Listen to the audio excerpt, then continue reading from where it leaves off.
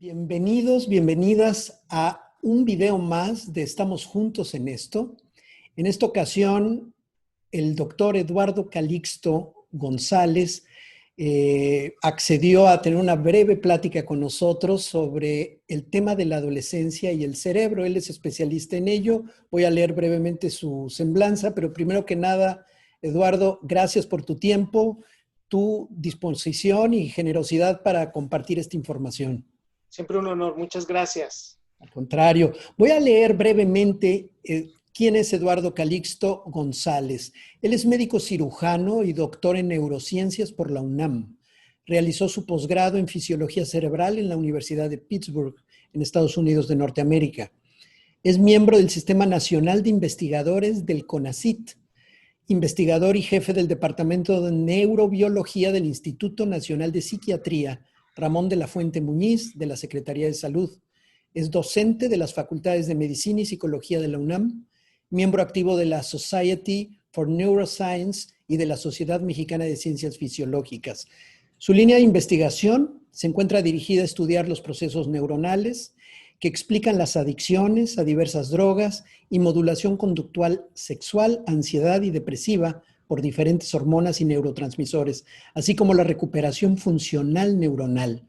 Es autor de 23 publicaciones científicas en revistas internacionales especializadas en neurociencias y de los libros Neurotweets, Un clavado en tu cerebro, Amor y desamor en el cerebro y de última aparición, Sobrevive, una guía para mejorar tus relaciones, emociones y pensamientos durante la crisis, en coautoría, tengo entendido, con Ana Mar Orihuela y Guerra, Mario Guerra, efectivamente.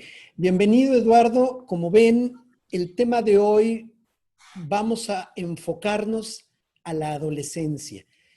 Convivencia con un adolescente, si ya de por sí tiene sus complejidades, ahora agrégale durante el confinamiento.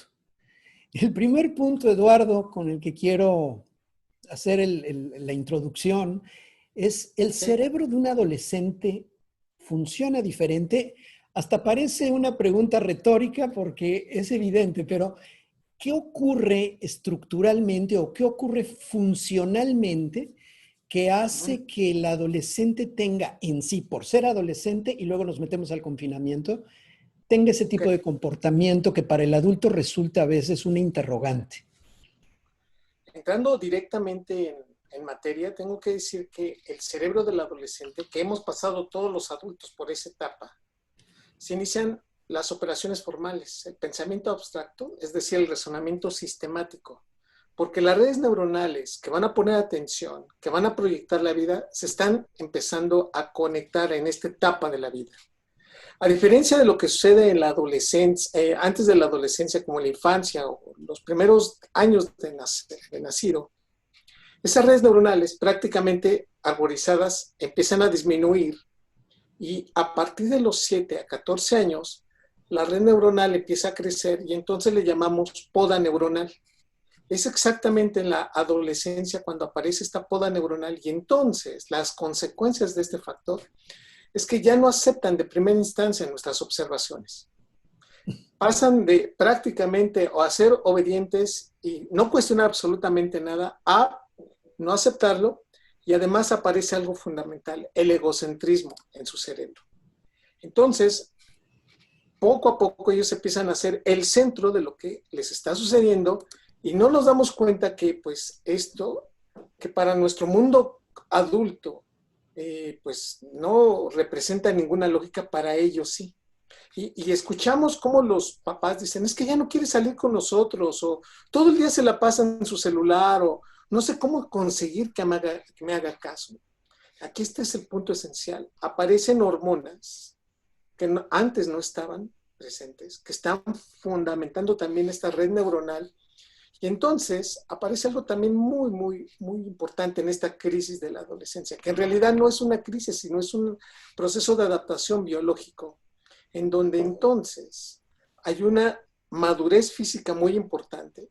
Es una, digamos, es la primera instancia de nuestra vida en donde nos damos cuenta de nuestra fuerza física, los músculos crecen mucho y los huesos son tan, digamos, empiezan a calcificarse de tal magnitud que entonces aparece una crisis muy fuerte con esta red neuronal, con estas hormonas y con este proceso de adaptación. Y es la construcción de su mayor autoestima que vamos a hacer en toda la vida. Si uno se pregunta cómo nos queremos, la primera respuesta es, ¿qué pasó en tu adolescencia? ¿Y a quién te enfrentaste? Porque entonces la autoestima que se está construyendo en esa etapa está muy mermada porque nos enfrentamos a esa edad a muchos cuestionamientos y es por eso que ahora vienen los primeros datos de emancipación. O sea, cuando le mandas a alguien a hacer algo, te empieza a cuestionar por qué lo tiene que hacer él y por qué en ese momento. Y el adulto empieza a darse cuenta de que pues antes no decía eso y en lugar de adaptarse o tratar de dar una explicación, le dice porque te lo digo yo. Y entonces vienen las primeras crisis de conflictos muchísimo más grandes que empiezan a durar más tiempo. Mira, cuando somos niños, incluso hasta nos sentimos culpables de lo que está pasando, pero cuando somos adolescentes, entonces ahora sí señalamos con el dedito flamígero y decimos, tú te enojaste, tú me dijiste esto. Y es que en ese momento también tenemos que darnos cuenta, si algo es muy importante para el cerebro, la memoria, y lo digo abiertamente, aquel golpe, aquella mala palabra o aquel ademán que no sepamos medirlo, va a quedar en la memoria de ese cerebro adolescente por mucho tiempo. Es en esta etapa donde se empieza a formar la identidad. El adolescente no nos los dice porque él considera que no debe de, digamos, estoy hablando del 80% de los casos, de 10 adolescentes, 8 no tiene esa seguridad de plantear estas palabras, estas 3 preguntas que le tiene que hacer al papá, ¿no? A la mamá. ¿Me agrado? Imagínate nada más, o sea que yo llegue con mi mamá y le digo, mamá, ¿me agrado? Bueno, en ese momento mi mamá va a decir, oye, no me molestes, ¿no? Tengo muchas cosas que hacer. La segunda pregunta es, ¿cómo soy? Y la tercera es, ¿quién soy?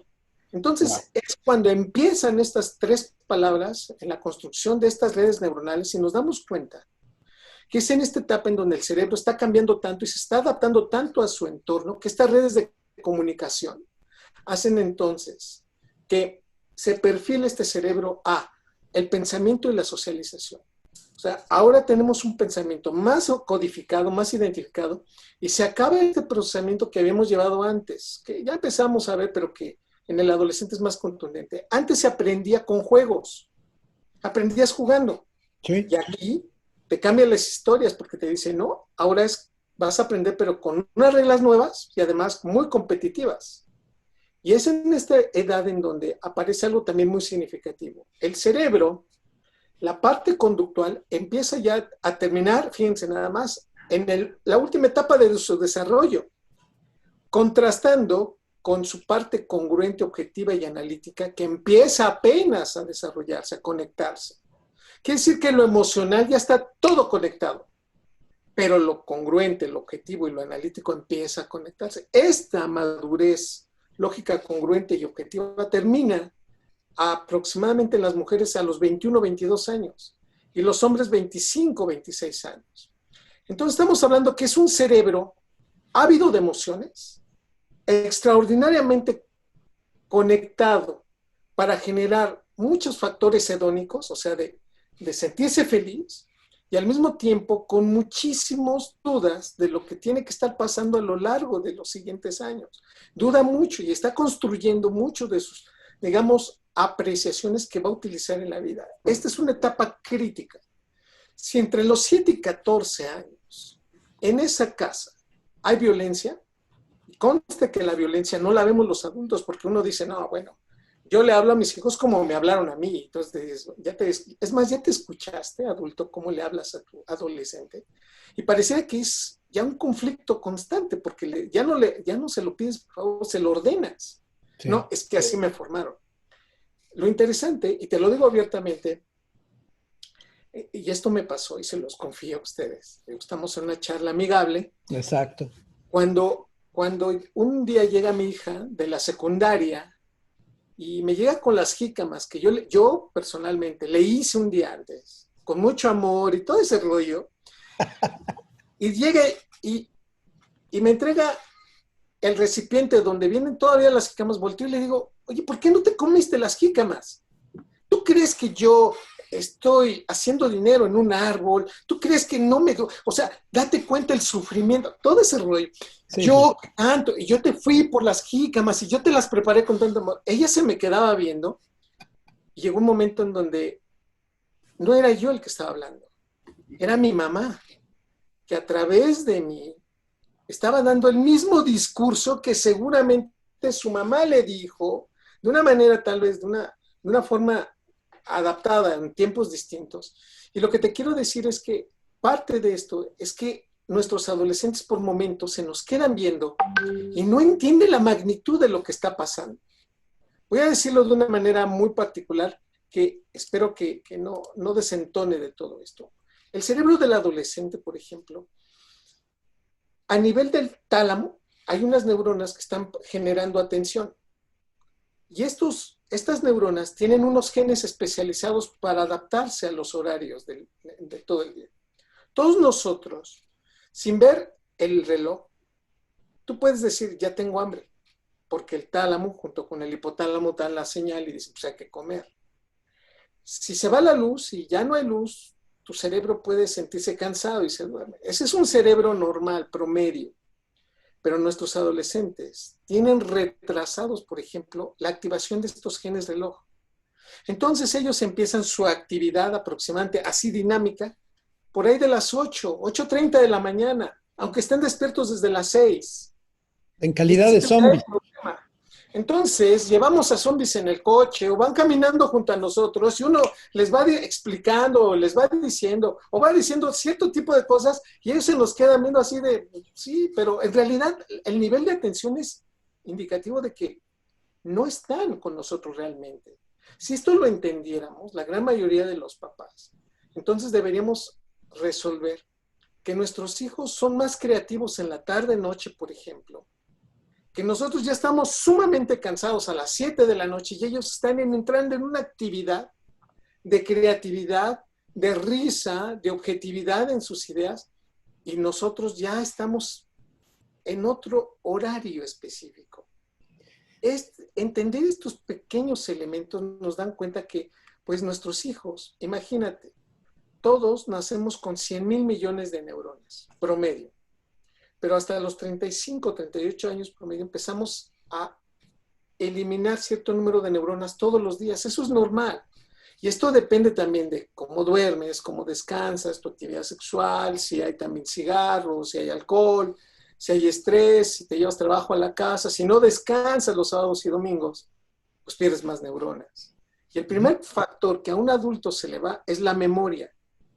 Y te estás enfrentando a adolescentes que tienen la mejor memoria que van a tener en toda su vida.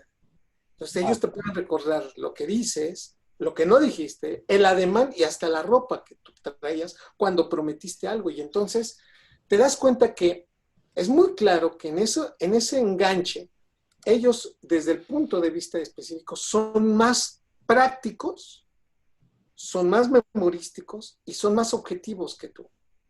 Tú puedes pasarte como adulto diciéndoles tantas cosas y ese cerebro lo va a entender, pero es algo también característico de todos los cerebros humanos. Nadie en su sano juicio puede poner atención por arriba de 21 minutos.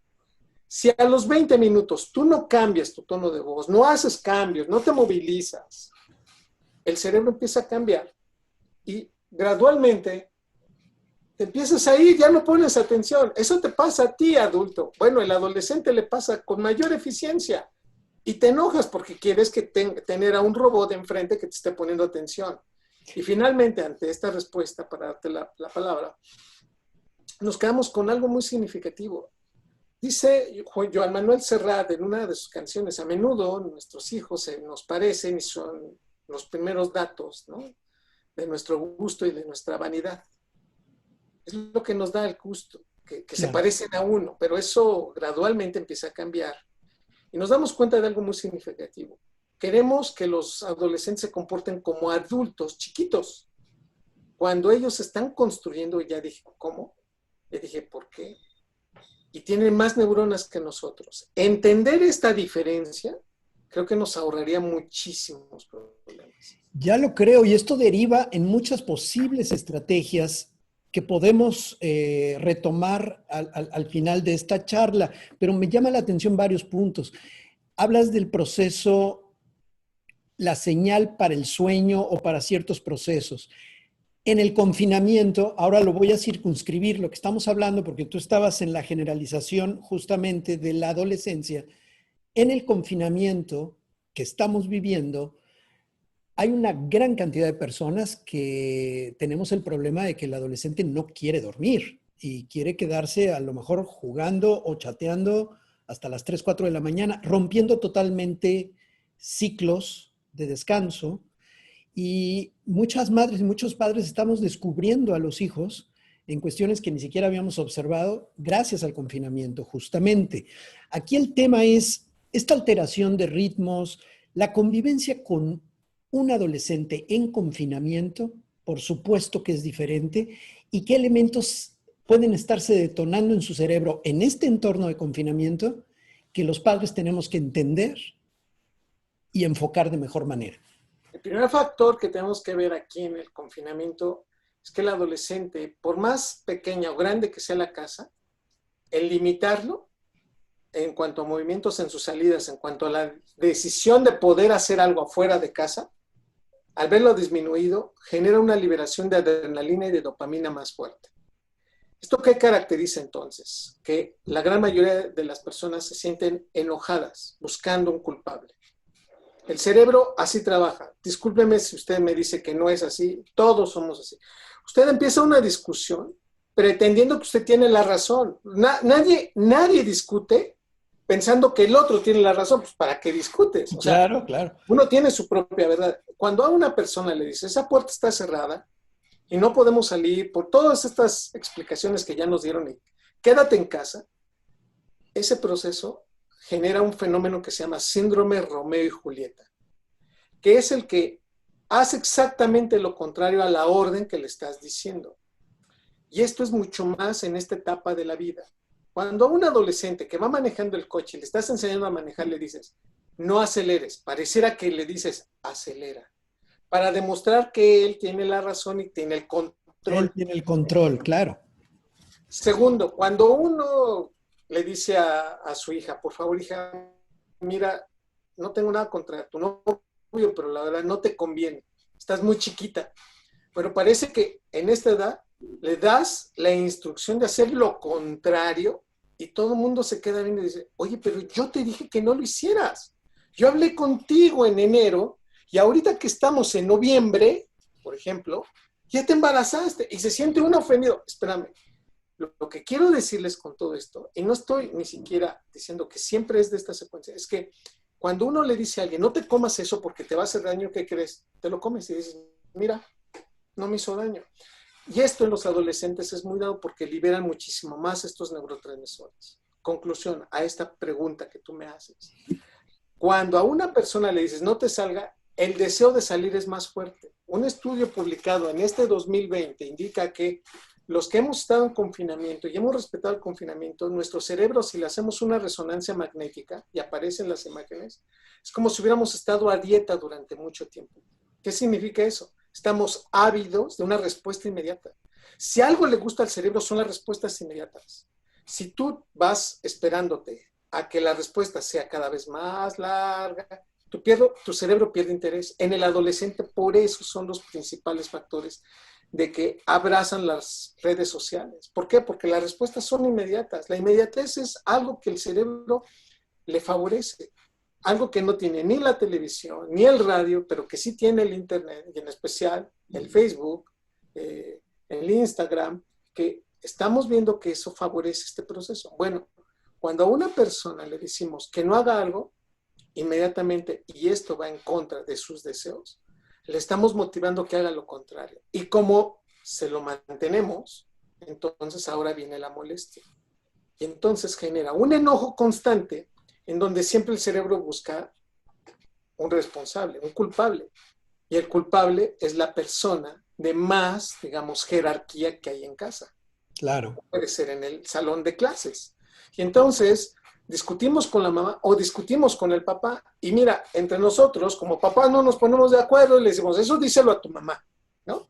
Y la mamá, no, eso díselo a tu papá. Y entonces, de acuerdo al nivel de poder ejercido en casa, este es uno de los datos que las neurociencias nos dan, es que el cerebro del adolescente tiene mayor velocidad neuronal y mayor conectividad neuronal, que todo está multiplicado por 2. El enojo va a ser más grande, la memoria va a ser más inmediata y el proceso de enojo es también muchísimo más reactivo. Y entonces es cuando nos damos cuenta y le decimos a la mamá, ¿no? O la mamá nos dice a nosotros, ah, este es tu hijo, ¿no? Ahora sí es tu hijo, ¿no? Porque cuando hace cosas buenas es mío, pero cuando está haciendo cosas malas, tu hijo, tu carácter, ¿no? Claro, Entonces, salió a ti. exacto, y entonces nos damos cuenta que aparecen estas situaciones. El confinamiento, independientemente de qué cultura, genera la sensación de querer salir, uno, pero dos, genera más molestias, enojo e incertidumbre. Y tres, si no nos acercamos, digo, no me lo preguntaste, pero lo digo para adelantar tiempos y ahorrar respuestas, si uno no está capacitado como adulto para darle una respuesta a ese joven va a terminar frustrado, enojado, y este es el peor momento que estamos viendo, que se están generando grandes divisiones familiares por no haber sabido explicarle a alguien que era muy importante quedarnos todos. Los adolescentes no son idiotas.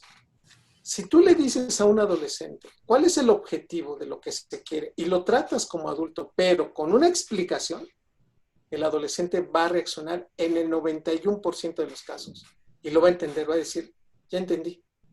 Pero si no explicas el objetivo, si no le das una explicación de los hechos, si tú asumes que todavía está chavo y no va a entender de la vida, porque no, espérame, tienes que regresarte al ABC y decirle, pasó esto, está sucediendo esto y esperamos esto de ti. Tú tienes este factor, yo estoy con esto, si yo cumplo aquí, tú me cumples acá y juntamos los dos, mira, nos fortalecemos. Si uno hace ese ejercicio, hoy nos damos cuenta que el adolescente sí va a adaptarse mucho mejor. Sí, porque uno de los grandes problemas a escala mundial, como bien señalas, por etapa, es que apenas se libera un poco, se abre, cambia de color el semáforo o la terminología que tengan en determinado país, y lo primero que hacen los jóvenes es, Adiós.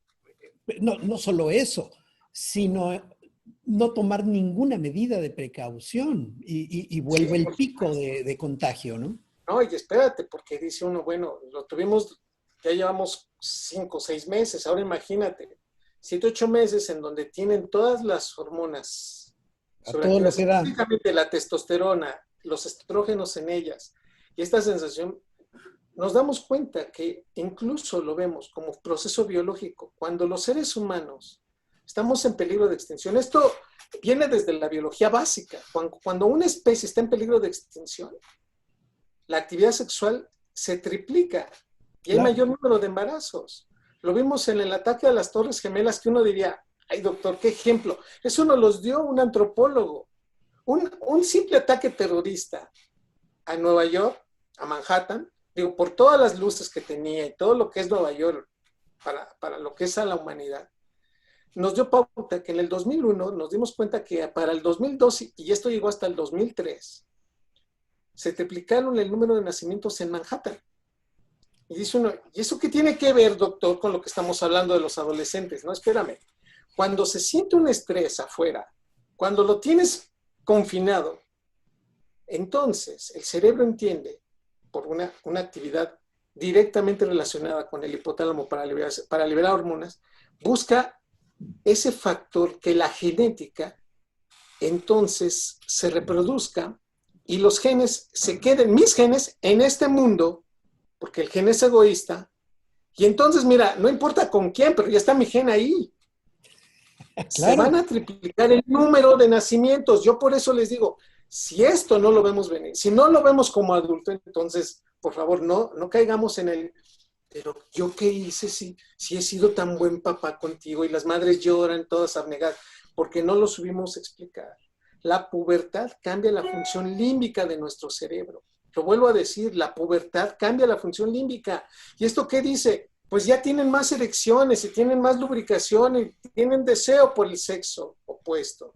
Si eso lo hablamos, lo decimos y responsabilicemos, empoderamos a mi adolescente, mira, ellos van a tener otra actitud que lo van a ir a buscar a otros lados.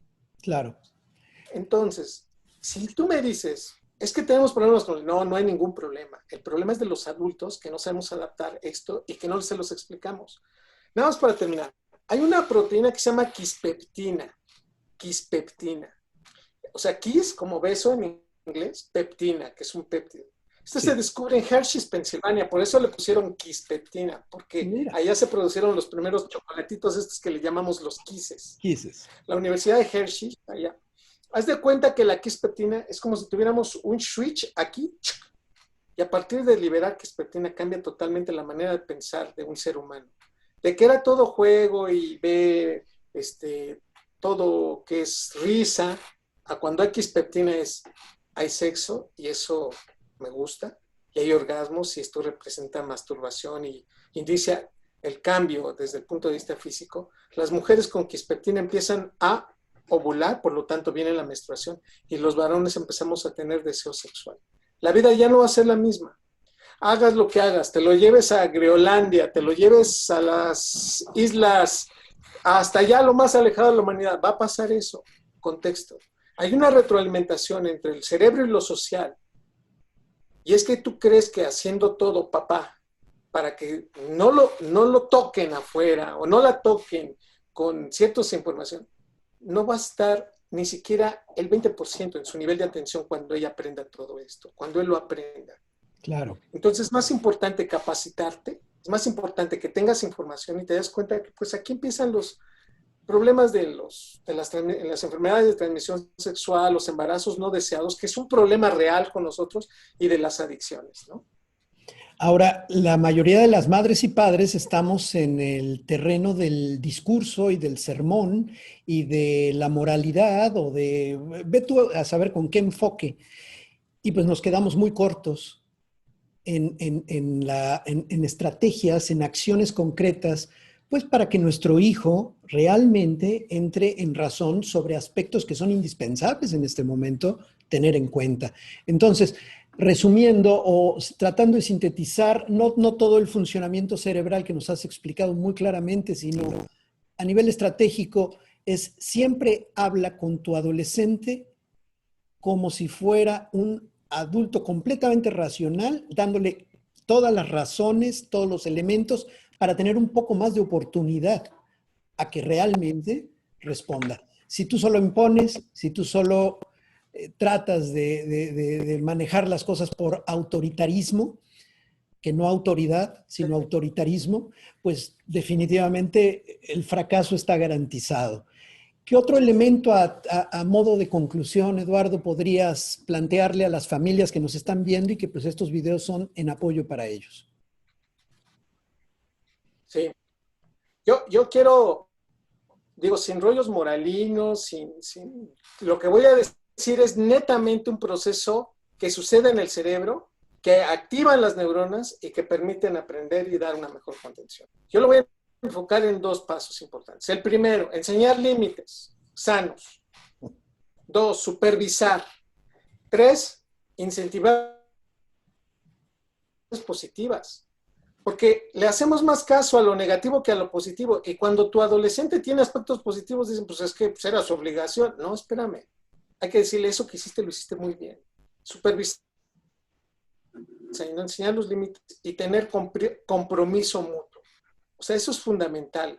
Los dos deben de estar comprometidos. La segunda fase es, escucha sin juzgar, papá. Porque siempre entramos en ese conflicto. Ah, es que claro, es que ese amigo que tienes, no, es que yo hubiera hecho, no, bueno, no te está diciendo eso, te está platicando, porque lo primero que hay que valorar es el nivel de confianza. Escucha sin juzgar. Yo sé que aquí, esta es la tarea más importante del papá, de la mamá, y pedirles, no juzgues, solamente escucha, en esta etapa. De acuerdo. Habla y actúa. Si vas a hablar, actúa, pero que esté validado tu actuar y tu mensaje de manera congruente, porque si dices, no, pues es que en esa casa se te da todo, perdóname papá, pero pues yo te vengo pidiendo desde hace un año una computadora, los libros no me los das, no pagas el internet, me los estoy volando de mi vecino, ¿no? O sea, no, hablar y actuar, entender el disgusto, identificar los riesgos, o sea, Entiendo, fíjate, porque siempre somos muy dados a ser egoístas, los que decimos que pobrecitos de nosotros que vamos a trabajar y que hacemos todo por ellos y que yo cambié mi vida por ti. Bueno, a ver, entiende su disgusto, porque es una persona independiente, porque por primera vez te está retando y te está diciendo que no está de acuerdo contigo, pero identifica los riesgos. O sea, él puede tomar decisiones. Y en este momento ya no es tu bebé de medio metro, sino tiene 1,90 m y que tú no quieres ver. Brinda apoyo, brinda el apoyo, es incondicional. Esto es en especial para los papás varones, porque a veces se nos va y decimos, no, pues es que no entiende. No, brinda apoyo. No desafíes, se hace por lo que yo digo y además no desafíes.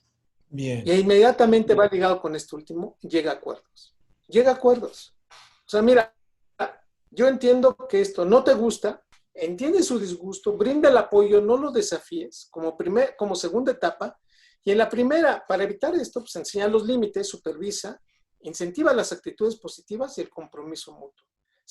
Veamos esto como un partido de básquetbol en donde es fundamental que el que va a defender junto con el que va a anotar, y aquí o ganamos o perdemos todos, pero es muy importante que todos, con su responsabilidad, pero en especial más el adulto, entienda. Si no hay límites, si yo juzgo, si me voy de mis casillas, si yo digo algo, si yo le digo no mientas y yo le enseñé a mentir, si yo finalmente lo juzgo por eso, entonces no estoy siendo objetivo en este proceso. Magnífico. Creo que estas conclusiones son verdaderamente claras, muy concisas y muy útiles para todas las familias que estamos en este proceso. Eduardo, aprecio muchísimo tu tiempo, tu conocimiento y sobre todo esa capacidad que tienes para traducir en estrategias prácticas, pues todo un proceso de investigación muy bien fundamentado que justo es lo que más falta hace. No solamente estrategias de sentido común, sino bien cimentadas en los procesos fisiológicos y de desarrollo del cerebro del adolescente y de los niños. Muchísimas gracias, Eduardo, y bueno, estaremos en contacto para el desarrollo de diversos proyectos. Un abrazo muy afectuoso y muchísimas gracias. Un honor, hasta pronto, mi querido amigo. Hasta pronto.